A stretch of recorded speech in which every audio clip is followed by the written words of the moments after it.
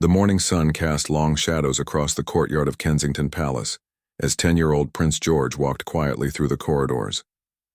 Unlike other royal children who might demand attention or throw tantrums, George had always been different. He observed everything with careful eyes, speaking little but understanding much. That particular Tuesday started like any other. George had finished his morning lessons with his private tutor and was heading to the garden when he noticed something unusual. Near the servants' entrance, he saw Mrs. Eleanor Hartwell, the head housekeeper, sitting on a small wooden stool with tears streaming down her weathered face. Her hands trembled as she held a crumpled piece of paper. Mrs. Hartwell had worked at the palace for 37 years. George had known her since he was a baby. She was the one who always had a warm smile, who remembered his favorite biscuits, and who never failed to ask about his day. Seeing her distressed made something twist uncomfortably in his chest. George approached slowly, his footsteps silent on the polished marble floor. Mrs. Hartwell looked up, quickly wiping her eyes and attempting to stand. "Your Royal Highness," she said, her voice shaky. "I'm so sorry, I didn't realize you were here." "Please don't get up," George said softly, his voice carrying an unusual authority for someone so young. "What's wrong, Mrs. Hartwell?" "You look very sad." The elderly woman hesitated. Royal protocol dictated that staff should never burden the royal family with personal problems. But there was something in the young prince's eyes that made her feel safe. Understood even. "It's nothing that should concern you, Your Highness," she said, folding the paper carefully and tucking it into her apron pocket. George sat down on the marble step beside her, completely ignoring the fact that his expensive clothes might get dirty. This simple action spoke volumes about his character. "My grandmother always tells me that when someone is crying, it's never nothing," he said gently. Mrs. Hartwell looked at the young prince with surprise. In all her years of service, she had never seen any member of the royal family sit so casually beside a servant, treating them as an equal. The gesture touched her deeply. "It's my grandson, Tommy," she finally admitted. "He's been very sick, and the doctors say he needs a special treatment that costs a lot of money. More money than I could ever have." She paused, struggling with the words. "The letter says if we can't pay by next month, there might not be anything more they can do for him." George listened intently, his young mind processing the weight of what he was hearing. He had never had to worry about money for anything, let alone for something as important as someone's health. The concept was foreign to him, but the pain in Mrs. Hartwell's voice was universal. "How old is Tommy?" George asked. 7 years old, Your Highness.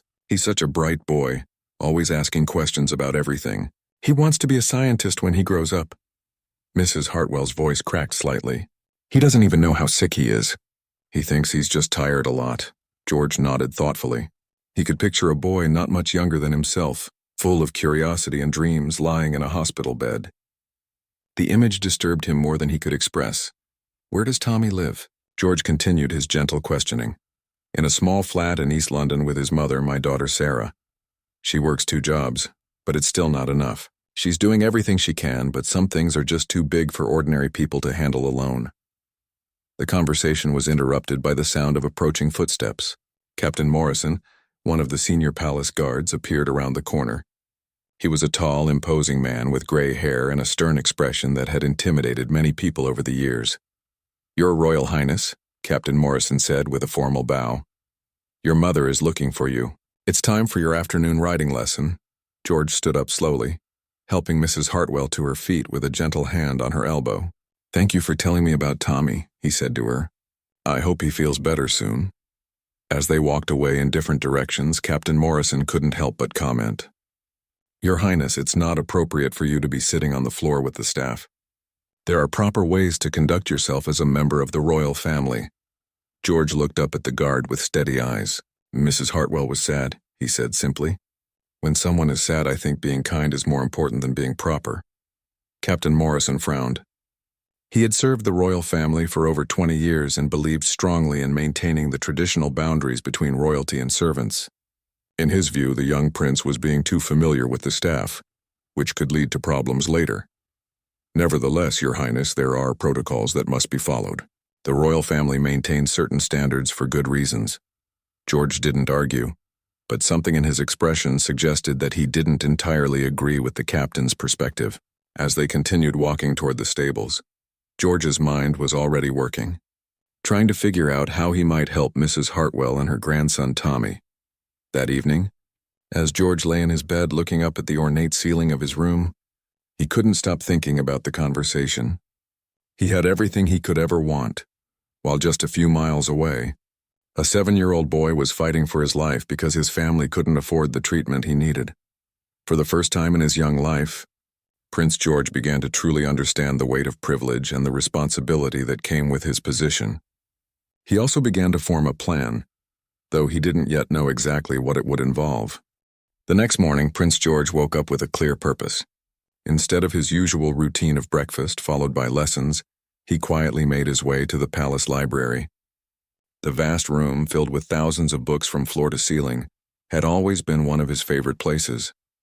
Today, however, he wasn't looking for adventure stories or history books. George pulled out his tablet and began searching for information about children's hospitals, medical treatments, and charitable organizations. His young fingers moved quickly across the screen as he absorbed everything he could find about helping sick children. What he discovered both amazed and troubled him. There were so many children like Tommy fighting battles that most people never heard about. Families selling everything they owned, going into debt, or simply watching helplessly as their loved ones suffered. George had never realized that the world outside the palace walls contained so much struggle and pain. After 2 hours of research, he had formulated the beginning of a plan. George closed his tablet and made his way to his father's private study. Prince William was reviewing some documents when his eldest son knocked gently on the door.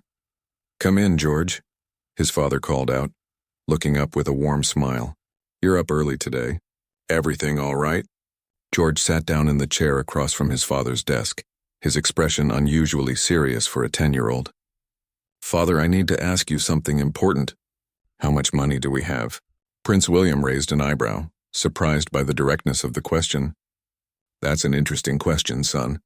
Why do you ask?" "There's a boy named Tommy who is very sick. His grandmother works here at the palace.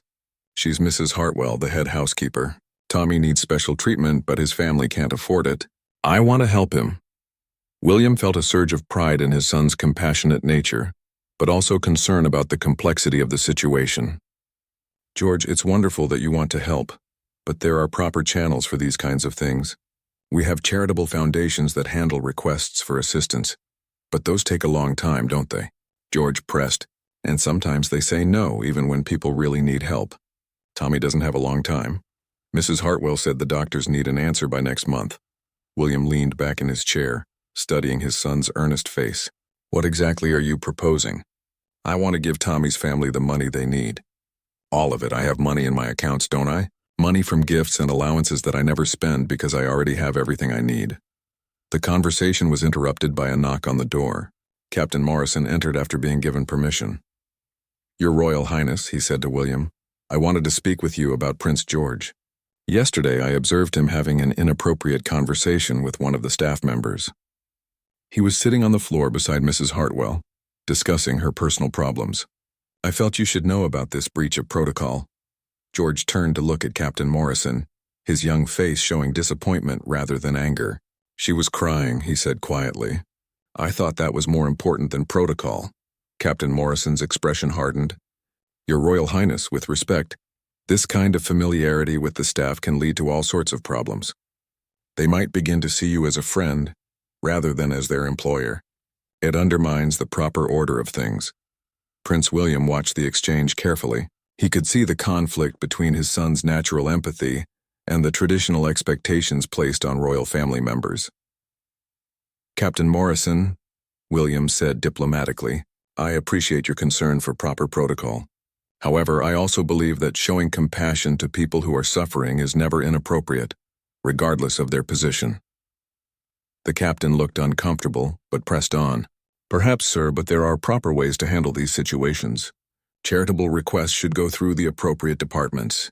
Personal involvement can create complications." George stood up suddenly, his small frame somehow seeming taller. "Captain Morrison, do you have children?" The question caught the guard off balance. "Yes, Your Royal Highness." "I have a daughter. If your daughter was sick and needed help, would you want people to worry about protocol first, or would you want them to help her quickly?" The simplicity and directness of the question left Captain Morrison momentarily speechless. In his years of service, he had become so focused on rules and traditions that he had perhaps forgotten some basic human truths. William smiled slightly at his son's wisdom. "George makes a good point, Captain. Sometimes the right thing to do isn't necessarily the traditional thing to do." After Captain Morrison left, looking somewhat troubled, William turned back to his son. "Tell me more about your plan, George." For the next hour, George outlined his ideas with remarkable detail for someone his age. He had calculated approximate costs, researched the best hospitals for Tommy's condition, and even thought about follow-up care. His plan wasn't just about throwing money at a problem. It was about creating a comprehensive solution. "I don't want anyone to know it's from me," George concluded. "I don't want Tommy's family to feel like they owe us anything. I just want him to get better." William felt his chest swell with pride. His son was demonstrating qualities that couldn't be taught in any lesson plan: genuine empathy, thoughtful planning, and humble generosity. "There's one thing you should know," William said gently. "If we do this, it might change how some people see you. Some will think you're too soft, too willing to break with tradition. Others might try to take advantage of your kindness." George considered this seriously. "Father, isn't our job to serve people? I mean, that's what you and Mother always tell me about being royal. We're supposed to help make life better for people in our country." "Yes, but there are traditional ways of doing that. Public appearances, supporting charities, attending events." George shook his head. "Those are important too, but they're not enough for Tommy right now. He needs help today, not next year after we've had a charity gala and raised money and gone through committees and applications." That afternoon, George made a decision that would have far-reaching consequences. He walked to the palace administrative offices and requested a meeting with the financial manager. When questioned about his unusual request, he simply said it was a matter of personal importance that his father had approved. By evening, the wheels were in motion for a significant anonymous donation to be made to Tommy's medical fund. But George's actions had also started conversations throughout the palace about tradition, protocol, and what it truly meant to serve others. Captain Morrison spent that evening at home, unable to stop thinking about the young prince's question about his daughter. For the first time in years, he found himself questioning whether his rigid adherence to protocol was always the right approach. 3 days later, Mrs. Hartwell received a phone call that changed everything. The voice on the other end belonged to Dr. Patricia Chen from Great Ormond Street Hospital, one of London's most prestigious children's medical centers. "Mrs. Hartwell," Dr. Chen said, her voice warm but professional. "I'm calling about your grandson Tommy. We've received some wonderful news. An anonymous benefactor has covered all the costs for Tommy's treatment, including the specialized therapy he needs and any follow-up care for the next 2 years." Mrs. Hartwell sat down heavily in her small kitchen chair, the phone trembling in her hand. "I'm sorry, doctor, could you repeat that?" "I think I misheard you. You heard correctly. Tommy can start treatment immediately. We'd like him to come in tomorrow morning to begin the process. The donor has requested complete anonymity, but they wanted us to tell you that they hope Tommy gets well soon and pursues his dream of becoming a scientist." After hanging up the phone, Mrs. Hartwell sat in stunned silence for several minutes.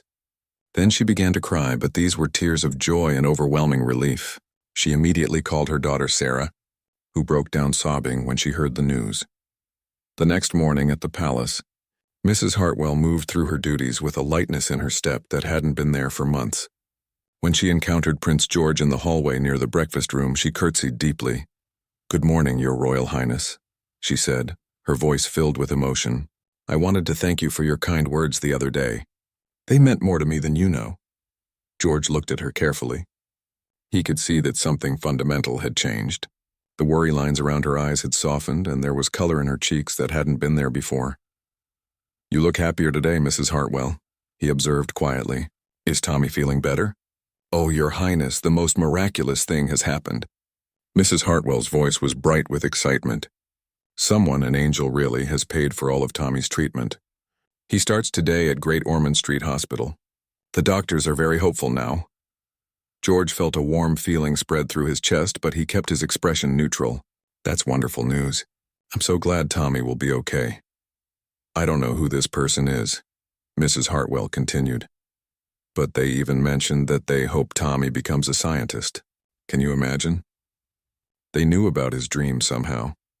As Mrs. Hartwell hurried off to her duties, clearly eager to finish her work so she could visit Tommy at the hospital, George felt a deep satisfaction. But his feeling of accomplishment was short-lived. Captain Morrison had been watching the interaction from the end of the hallway. As Mrs. Hartwell disappeared around the corner, he approached George with a stern expression. "Your Royal Highness," he said in a low voice. "I know what you've done." George looked up at him calmly. "What do you mean, Captain Morrison?" "The anonymous donation for Mrs. Hartwell's grandson. It's quite a coincidence that this miraculous benefactor appeared just days after your conversation with her, and that they somehow knew specific details about the boy's dreams." George didn't deny it, but he didn't confirm it either. "Sometimes good things just happen, Captain Morrison. Maybe there are more kind people in the world than we think." The captain's jaw tightened. "Your Royal Highness, this kind of behavior is exactly what I was concerned about. You've stepped outside proper channels, made financial commitments without following protocol, and created a precedent that could be very problematic." "Problematic how?" George asked genuinely. "What happens when word gets out? When every staff member with a family crisis comes to you directly instead of following proper procedures? What happens when people outside the palace hear that you're personally funding medical treatments? You'll be overwhelmed with requests." George considered this seriously.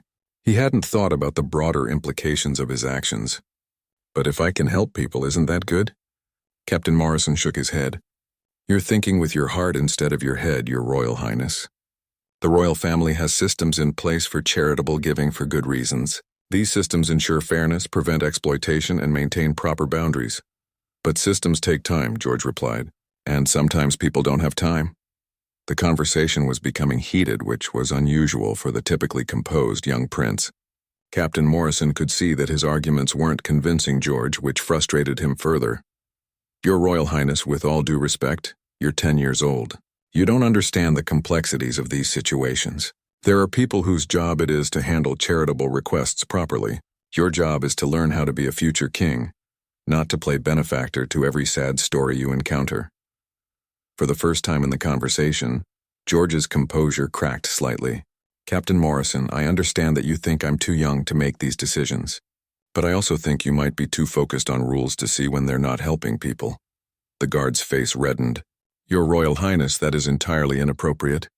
I have served this family faithfully for 20 years. I know what's best for the monarchy and for you." "I'm sure you believe that," George said quietly.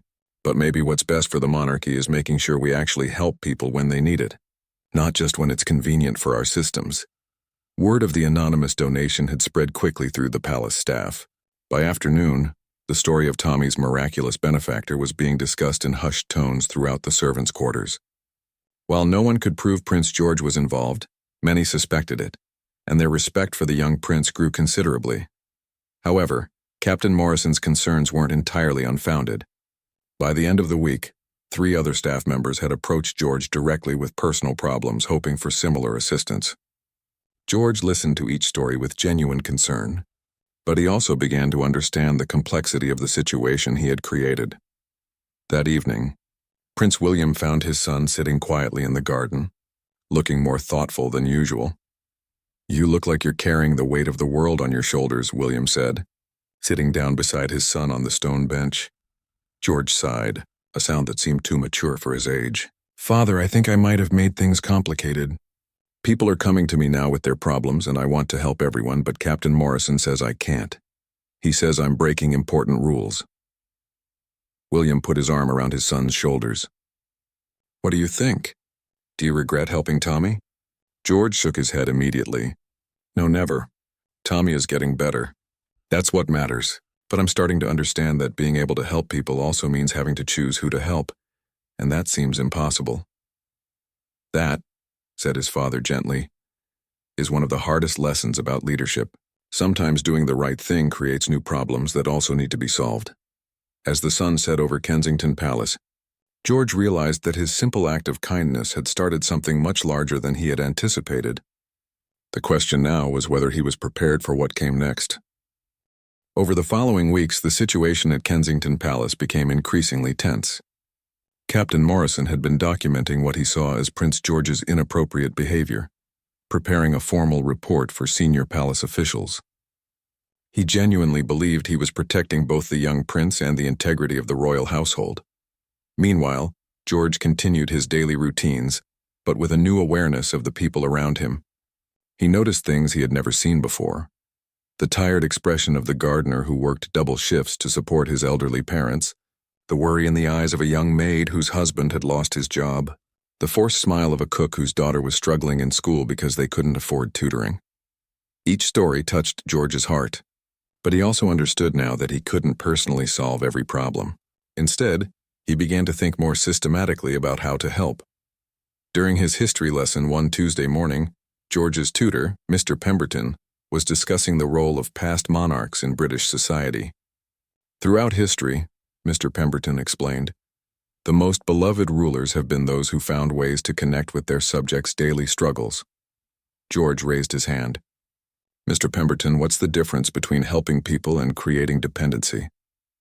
The tutor looked surprised by the sophisticated question. That's a very mature question, Your Highness. Can you tell me what prompted it? George explained his dilemma without mentioning specific names or incidents.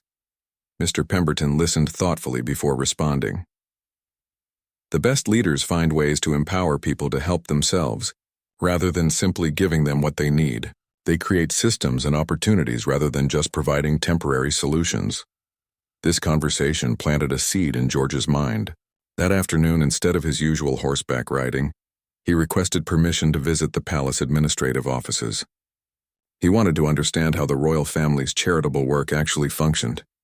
Mrs. Victoria Ashford, the coordinator of royal charitable activities, was surprised to receive a visit from Prince George. She had worked with adult members of the royal family for 15 years, but had never had such a formal meeting with one of the children. Your Royal Highness, she said, standing quickly as George entered her office. How may I help you? George sat down across from her desk, his posture reflecting the formal training he had received. Mrs. Ashford, I want to understand how we help people. Not just the big charity events, but the everyday people who work here and live near the palace. For the next hour, Mrs. Ashford explained the complex network of charitable foundations, application processes, and oversight committees that manage the royal family's philanthropic work. George listened intently, asking questions that demonstrated a remarkable understanding of the challenges involved. The problem, Mrs. Ashford concluded, is that our formal systems are designed for large-scale, long-term projects. They're not very good at handling individual emergencies or urgent situations. George nodded thoughtfully. What if there was a way to help with emergencies quickly, but still have proper oversight and fairness? Mrs. Ashford raised an eyebrow. What are you thinking, Your Highness? What if we created a special fund for palace staff and their families? Something that could respond quickly to genuine emergencies, but with clear guidelines about what qualifies and how much help is available. The idea was surprisingly sophisticated for a 10-year-old. Mrs. Ashford found herself genuinely impressed by George's thinking. That's actually quite brilliant, Your Royal Highness. It would address the gap in our current system while maintaining proper structure and oversight. Their conversation was interrupted by a knock on the door. Captain Morrison entered, looking stern. Your Royal Highness, he said. You're supposed to be at your riding lesson. Your instructor is waiting. George stood politely. I'm sorry, Captain Morrison. I was learning about something important. I'll go to my lesson now. After George left, Captain Morrison turned to Mrs. Ashford. Has he been bothering you with questions about charitable giving? Mrs. Ashford looked surprised by the captain's tone. Bothering me? Quite the opposite. Prince George has just proposed one of the most thoughtful ideas for improving our charitable work that I've heard in years. Captain Morrison's frown deepened. Mrs. Ashford, with respect, the prince is 10 years old. He shouldn't be involving himself in administrative matters. He should be focusing on his education and learning proper royal behavior. Captain Morrison, Mrs. Ashford replied carefully, in my experience, proper royal behavior includes caring about the welfare of the people the royal family serves. Prince George is demonstrating exactly the kind of leadership qualities we should be encouraging. The conversation between Mrs. Ashford and Captain Morrison highlighted the growing divide within the palace staff. Some, like Mrs. Ashford and many of the servants, were inspired by George's compassionate approach and mature thinking. Others, particularly some of the senior protocol officers, shared Captain Morrison's concerns about maintaining traditional boundaries and proper procedures. That evening, Captain Morrison sat in his small office, writing what he intended to be his final report on Prince George's behavior. He detailed every incident he had observed, every breach of protocol, every example of what he saw as inappropriate familiarity with the staff. As he wrote, Morrison reflected on his years of service to the royal family.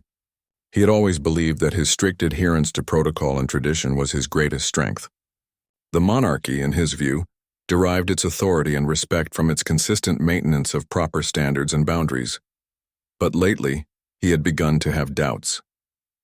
The conversation with Prince George about his daughter had stayed with him. The obvious affection and respect the staff showed for the young prince made Morrison question whether his rigid approach was truly serving the royal family's best interests. 3 doors down from Morrison's office, Mrs. Hartwell was preparing to leave for the day. Tommy's treatment was going exceptionally well, and the doctors were optimistic about his full recovery.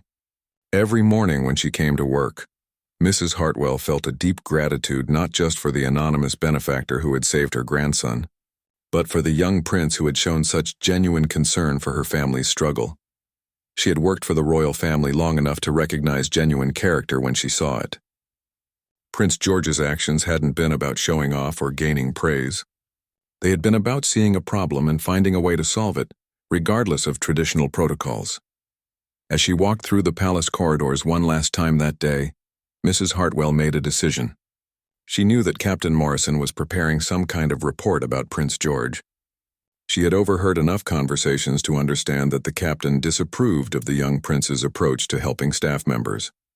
Mrs. Hartwell decided it was time for her to speak up as well. If Captain Morrison was going to present his version of events to palace officials, then perhaps they should also hear from someone who had been directly affected by Prince George's compassion.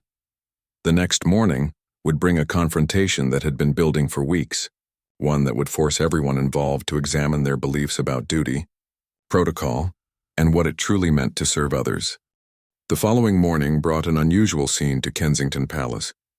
Sir David Thornton, the private secretary to Prince William and one of the most senior palace officials, had called an emergency meeting to address what Captain Morrison described as urgent concerns regarding protocol, violations, and inappropriate conduct.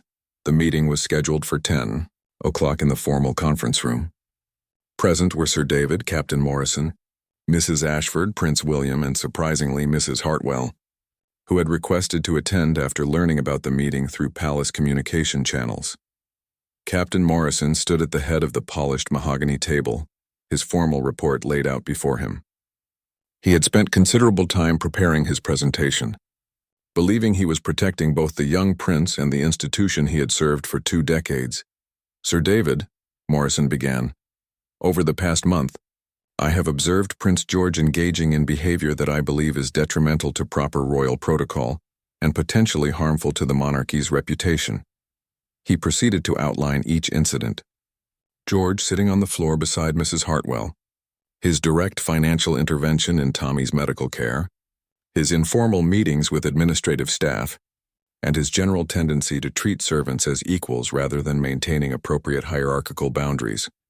The prince's actions, while perhaps well-intentioned, demonstrate a fundamental misunderstanding of the roles and responsibilities of the royal family, Morrison continued.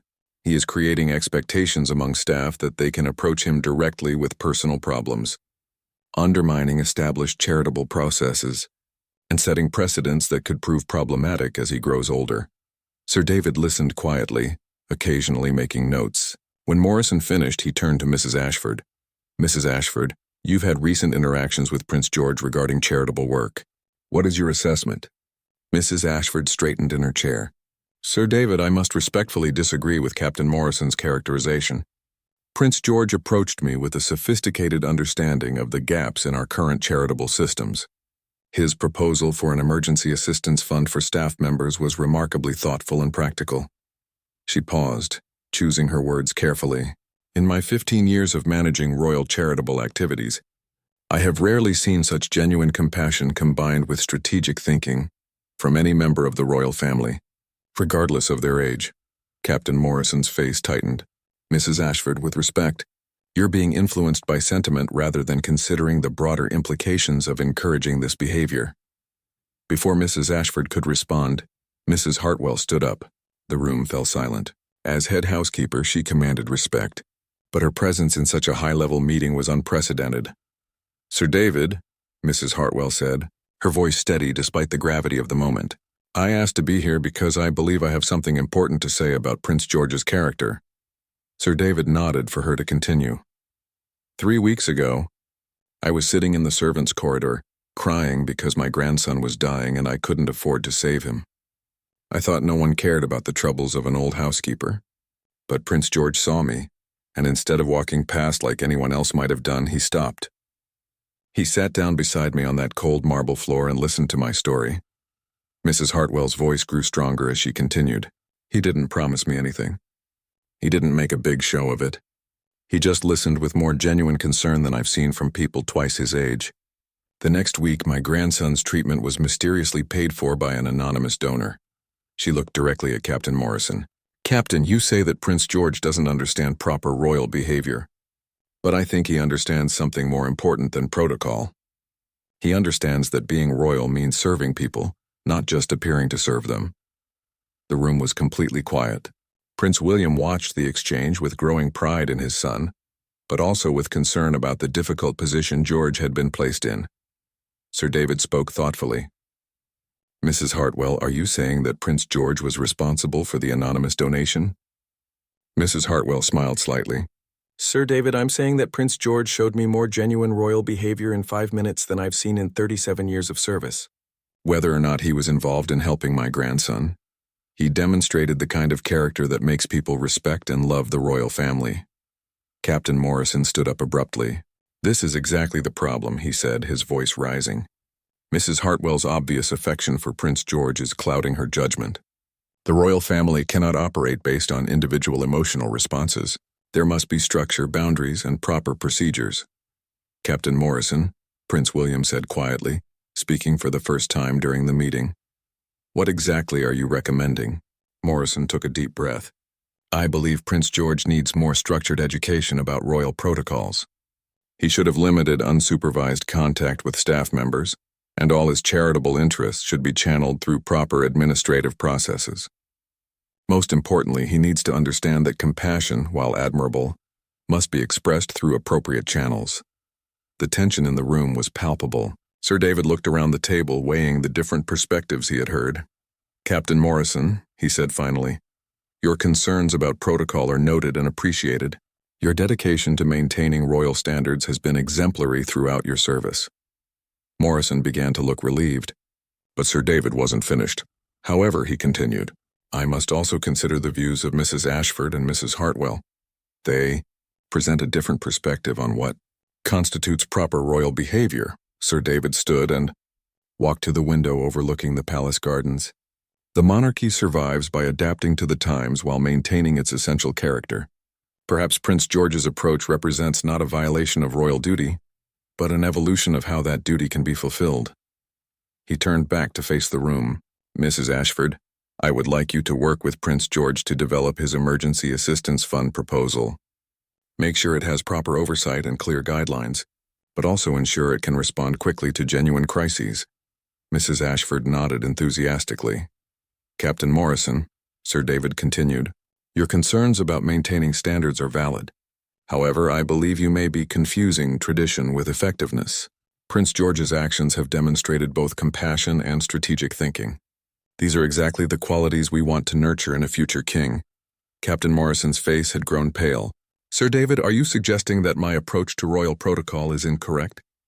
"I'm suggesting," Sir David replied diplomatically, "that there may be room for different approaches to serving the royal family and the people of Britain."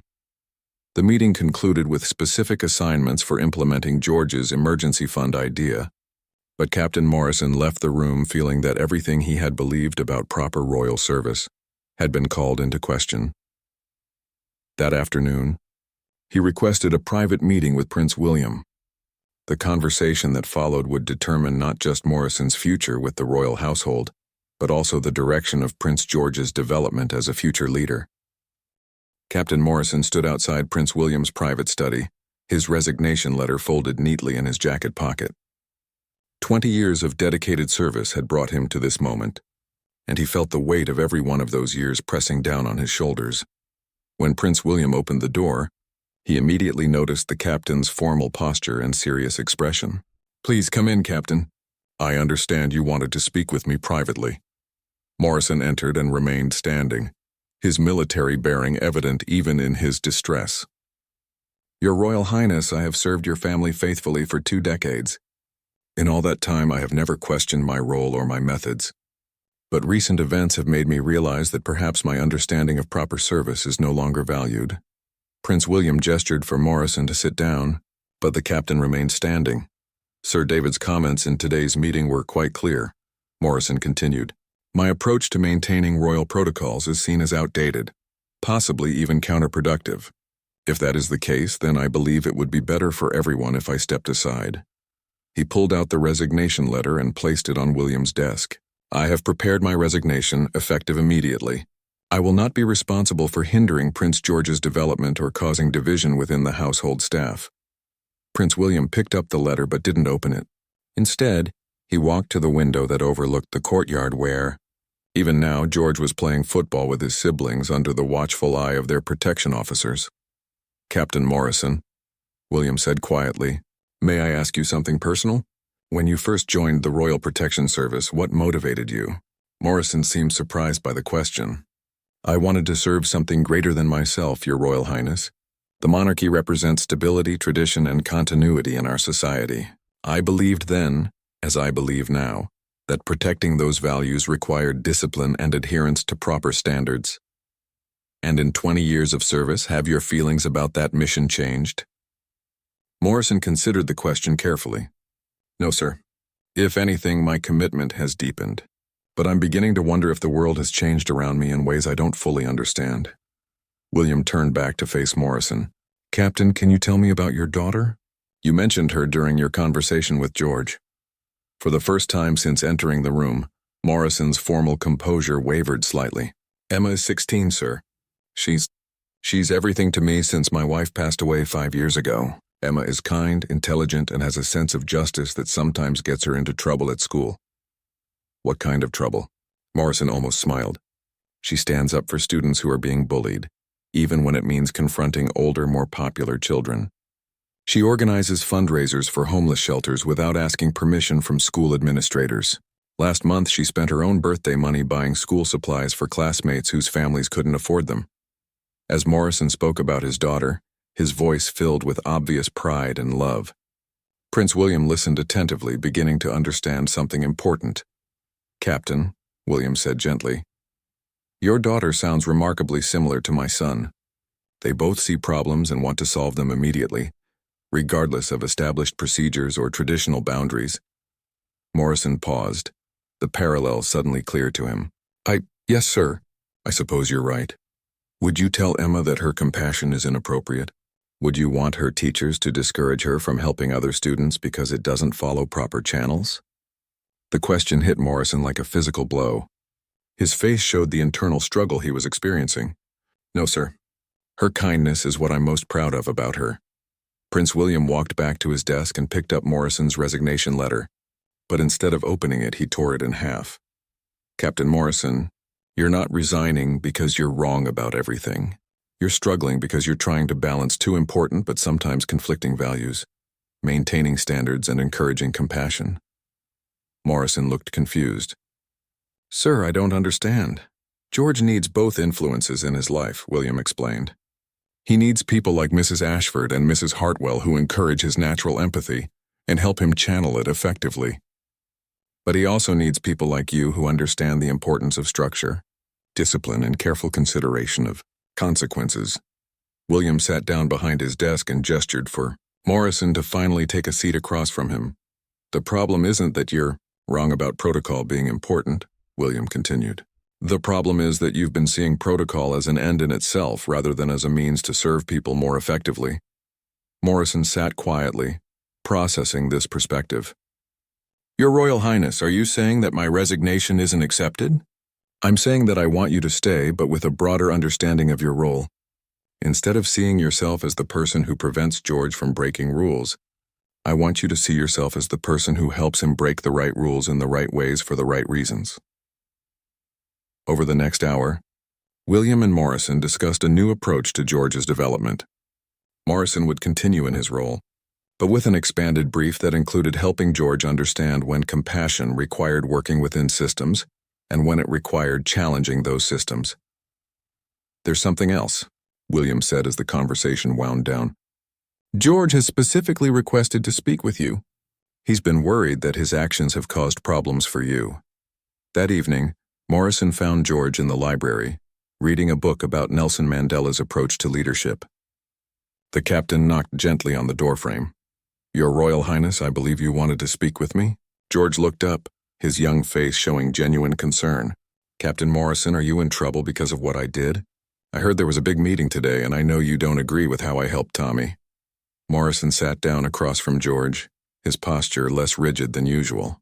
Your Royal Highness, I owe you an apology. I've been so focused on following rules that I forgot why those rules exist in the first place. George closed his book and gave Morrison his full attention. Why do they exist? They exist to help us serve people better, more fairly and more effectively.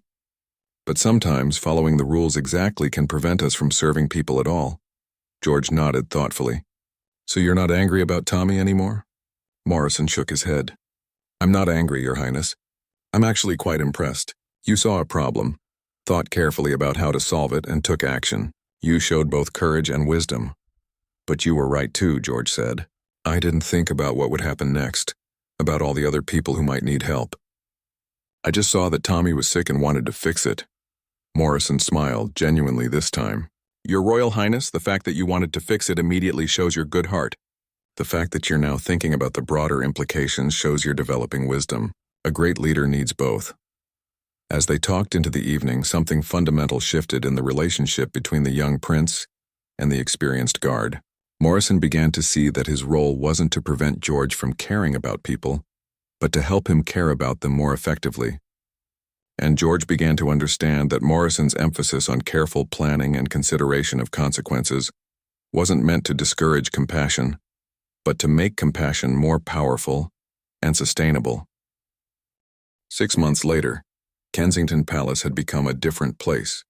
The Emergency Assistance Fund that Prince George had proposed was now officially known as the Palace Community Care Initiative, and it had already helped 15 families dealing with medical emergencies, job losses, and other crises. The program had proper oversight, clear guidelines, and transparent application processes, but it could also respond to genuine emergencies within 48 hours. Mrs. Ashford managed the administrative side, while a committee that included both senior staff and service personnel reviewed applications to ensure fairness. Most importantly, the initiative had been designed to provide temporary assistance while helping people find long-term solutions. Recipients worked with social workers and financial counselors to address underlying issues, not just immediate crises. On a bright Tuesday morning in spring, Prince George was walking through the palace gardens when he encountered Mrs. Hartwell tending to the rose bushes. She was training a new assistant gardener, patiently explaining the proper way to prune the delicate flowers. Good morning, Mrs. Hartwell, George said warmly. How is Tommy doing? Mrs. Hartwell's face lit up immediately. Oh, Your Royal Highness, he's wonderful. The doctors say he's made a complete recovery. He's back in school, and he's still talking about becoming a scientist. In fact, he's been accepted into a special summer program for gifted children at the Natural History Museum. George felt the familiar warm glow of satisfaction, but it was tempered now by a deeper understanding of the complexities involved in helping people. That's excellent news. I'm so happy he's well. There's something else, Mrs. Hartwell continued, her voice dropping to a more confidential tone. Tommy has been asking questions about who helped him. He's a very bright boy, and he's figured out that someone from the palace was involved in his recovery. George looked concerned. What did you tell him? I told him that sometimes angels work through ordinary people, and that the most important thing isn't knowing who helped, but finding ways to help others when he grows up. As they talked, Captain Morrison approached from across the garden. The relationship between Morrison and George had evolved considerably over the past months. The captain had become one of George's most trusted advisors, helping the young prince think through the implications of his charitable impulses while supporting his compassionate nature. "Your Royal Highness," Morrison said with a respectful nod, "your father would like to see you in his study when you're finished here. There's been a request from the BBC for an interview about the Palace Community Care Initiative." George's expression became thoughtful. The success of the program had attracted media attention, and there was growing public interest in the young prince's role in creating it. George had mixed feelings about the publicity. "Captain Morrison, do you think we should do the interview?" George asked as they walked toward the palace. Morrison had learned to appreciate George's tendency to seek counsel before making decisions. "What are your thoughts, Your Highness? Part of me thinks it would be good to talk about the program because it might inspire other people to create similar initiatives. But another part of me worries that it might seem like we're trying to get praise for something that should just be normal." Morrison nodded approvingly. "Those are both valid concerns. What would help you decide?" George thought for a moment. "I think I'd like to talk to some of the people who've been helped by the program. If they think publicity would be beneficial, then maybe we should do it. If they think it would be uncomfortable or invasive, then we shouldn't." This response perfectly illustrated how much George had matured over the past months. He was learning to consider multiple perspectives and to include the voices of the people most directly affected by his decisions. That afternoon, George Morrison and Mrs. Ashford met with several families who had received assistance through the Palace Community Care Initiative. The conversation was illuminating. Sarah, Mrs. Hartwell's daughter and Tommy's mother, spoke passionately about the program's impact. "Your Royal Highness, what you've created here isn't just about emergency money. It's about showing people that they matter, that their struggles are seen and acknowledged. If talking about it publicly can help other communities create similar programs, then I think it's important to do that." Marcus, a palace gardener whose wife had received cancer treatment through the program, agreed. "The thing that made the biggest difference wasn't just the financial help," he said. "It was knowing that people cared enough to create a system that actually works quickly when families are in crisis." However, not everyone was comfortable with public attention. Elena, a young mother whose child had received specialized educational support through the program, expressed concerns about privacy and media intrusion. After listening to all perspectives, George made his decision. "I think we should do the interview, but with specific conditions. We talk about the program and how it works, but we don't use anyone's real names or specific stories without their explicit permission. The focus should be on the system we've created, not on individual cases." A week later, the BBC interview took place in the palace gardens. George, now 11 years old, spoke with remarkable poise about the initiative. When asked about his motivation for creating the program, he gave a response that surprised many viewers with its maturity.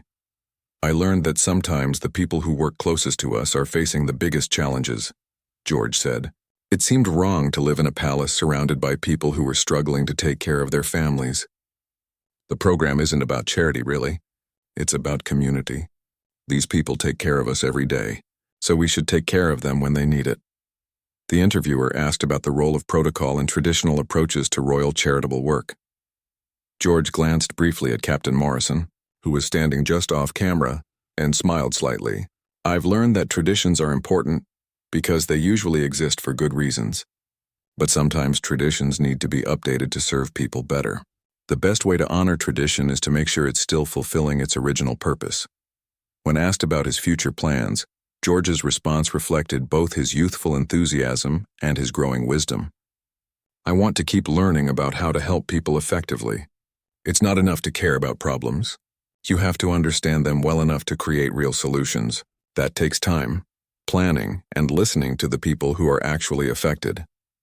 The interview had a profound impact on public perception of both Prince George and the royal family's approach to service.